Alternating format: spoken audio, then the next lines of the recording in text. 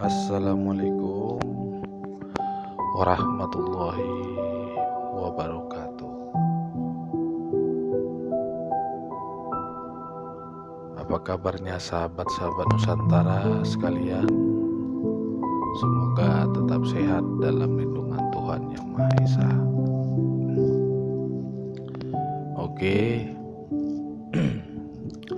materi yang akan kita lanjutkan selanjutnya adalah spiritual mendapatkan jodoh dengan cepat. Mungkin selama ini sahabat-sahabat ada yang mendapatkan jodohnya lama atau sulit. Mungkin ada sesuatu pada diri kita yang salah. Apa itu yang salah? Apa itu yang salah pada diri kita? Mungkin sikap kita, mungkin perilaku kita, mungkin tutur kata kita.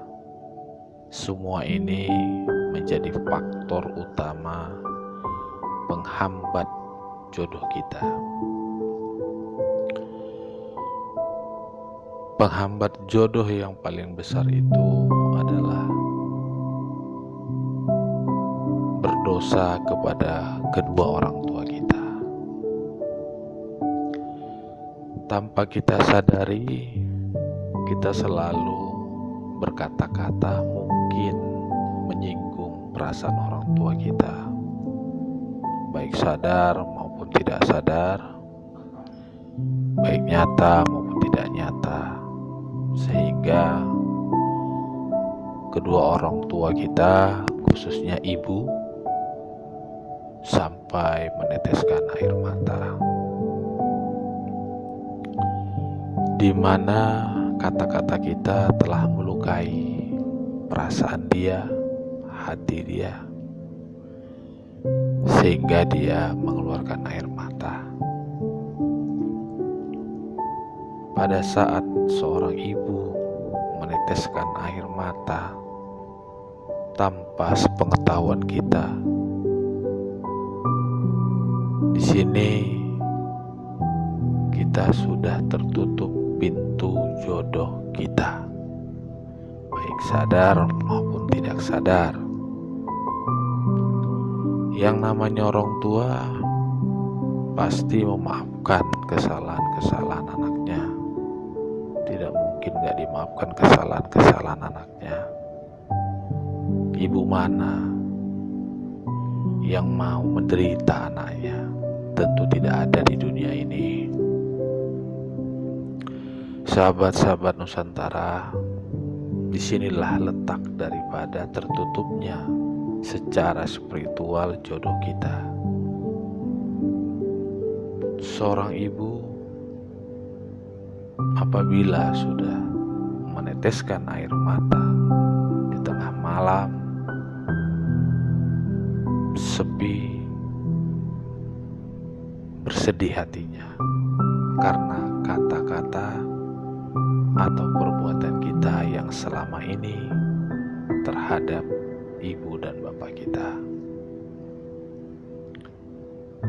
Saat itu seorang ibu tetap memaafkan dalam lubuk hatinya yang paling dalam apa yang menjadi kesalahan anaknya, karena telah melukai hatinya. Akan tetapi di sini Tuhan berperan penting, sadar maupun tidak sadar. Hijab ataupun tabir pada diri kita sudah tertutup.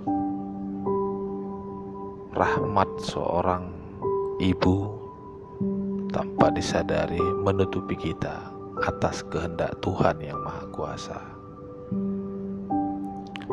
Nah, terkadang hal-hal seperti ini akibat perbuatan atau perkataan kita yang menyakiti hati orang tua, kita tidak menyadari karena dia orang tua kita.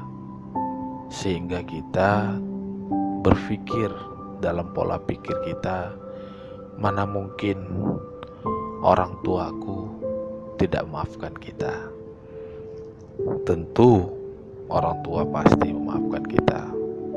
Setiap tahun, setiap agama ada permintaan maaf lahir dan batin terhadap kedua orang tua, benar kan?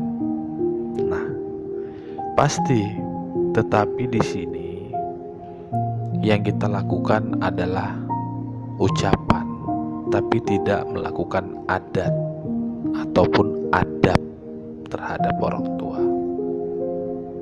Jadi dosa itu ada namanya keraknya. Dosa bisa dihapus, tapi keraknya itu yang sulit, kadang membekas di hati orang tua. Walaupun bibirnya masih berkata, "Ku maafkan kau nak," tapi secara adab dan toto kromo istilahnya kan, adat sopan santun, jika tidak dilakukan tidak bisa. Proses perjalanan kita tidak menyadari, sehingga kita kadang bekerja, sibuk sana kemari, mencari uang, berkarir, ya kan. Tidak terasa usianya sudah waktunya untuk menikah. Tetapi tak kunjung menikah juga,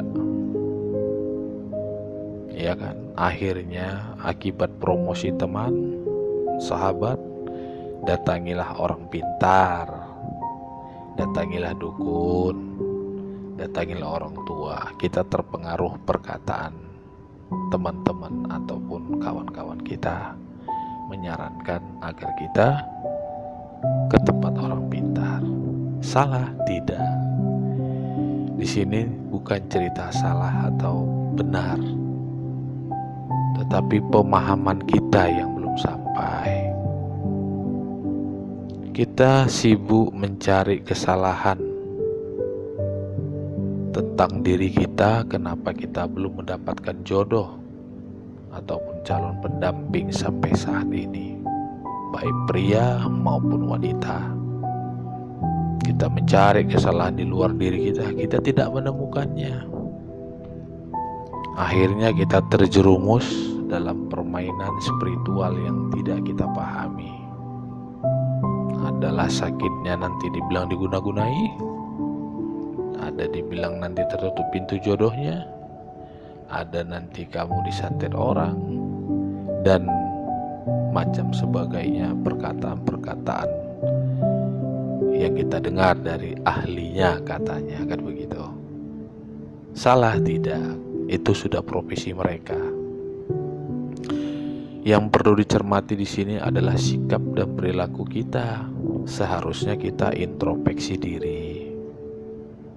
Nah, kedua orang tua itu, atau namanya ibu khususnya, itu adalah wujud Tuhan yang nyata nomor 2 di dunia ini. Wujud Tuhan yang pertama itu meliputi segala sesuatunya.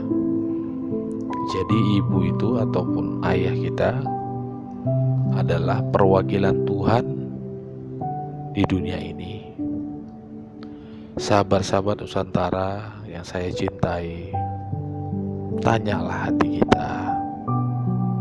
Bersedekah pun kita banyak, beribadah pun kita banyak, siang malam sholat tahajud, ya kan, ke gereja kita, ke kuil kita dan sebagainya, berbuat kebaikan.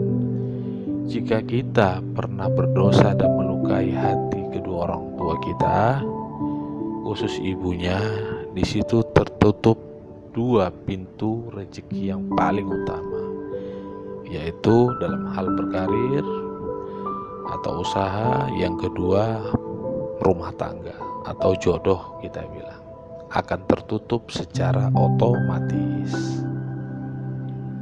Karena bayangkan dari kecil seorang ibu dalam mengandung 9 bulan 10 hari, kesana kemari begitu berat dia, ya kan.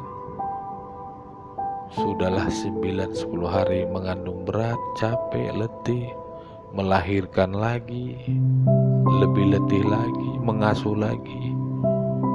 Makanya ada pepatah mengatakan kasih ibu sepanjang jalan. Sahabat-sahabat Nusantara yang saya cintai, renungkanlah perkataan saya ini. Doa yang paling baik itu adalah doa kedua orang tua kita, khususnya ibu. Minta maaflah baik secara lahir maupun batin kepada kedua orang tua kita, dan harus diakatkan. Apa itu diakatkan? Diakatkan itu maksudnya disyarati. Apa itu syaratnya? Cucilah kedua kakinya, basuhlah kedua kakinya. Setelah dibasuh kedua kakinya, di situ kita mengungkapkan kata-kata yang dari lubuk hati kita, memohon maaf lahir dan batin atas segala dosa-dosa kita, kesalahan-kesalahan kita, mulai kita dari kandungan sampai sekarang. Mohon maaf ibu, bapak, lahir dan batin. Maafkanlah anakmu yang salah ini, yang tidak mengerti akan pengorbanan perjuangan terhadap anakmu ini. Jadi sahabat-sahabat, ini harus dilakukan dan ini sangat penting.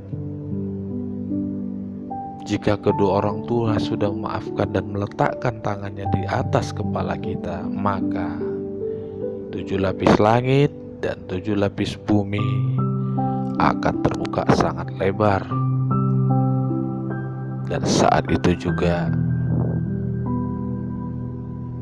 pintu jodoh kita akan terbuka dan pasti mendapatkan secara cepat. Biasanya pengalaman saya berdasarkan konsultasi para sahabat-sahabat Nusantara itu 3 bulan, baik pria maupun wanita. Cerita pengalaman saya, dulu ada seorang gadis yang sudah berusia, dia kita katakan berusia sudah hampir kepala 4, belum mendapatkan jodoh. Karir dia juga lumayan bagus, tapi jodohnya tidak pernah ada orang yang pasti singgah dalam kehidupannya. Dan akhirnya setelah dia melakukan saran saya itu, meminta maaf kepada kedua orang tuanya, betul-betul dari hatinya, bukan karena ada unsur paksaan dari saya ataupun dari orang lain, memang benar-benar dari hati, dan diakatkan, dia cuci kedua orang tuanya. Saat itu dalam proses 3 bulan paling lama, dia mendapatkan jodohnya. Inisial wanita itu berhuruf S. Dia orang Indonesia, teman saya. Dan seorang pria itu berwarga negara Malaysia tetapi bekerja di Singapura. Dan mereka ketemu, dan dia beragama beda dengan saya, tetapi dia meyakini apa yang saya katakan. Dan ini sangat fakta dan bisa saya buktikan, dan orangnya ada. Akhirnya ya sampai sekarang rumah tangganya bahagia, dan dia pun sekarang sudah tinggal di Malaysia, sudah tidak tinggal sini lagi, punya anak.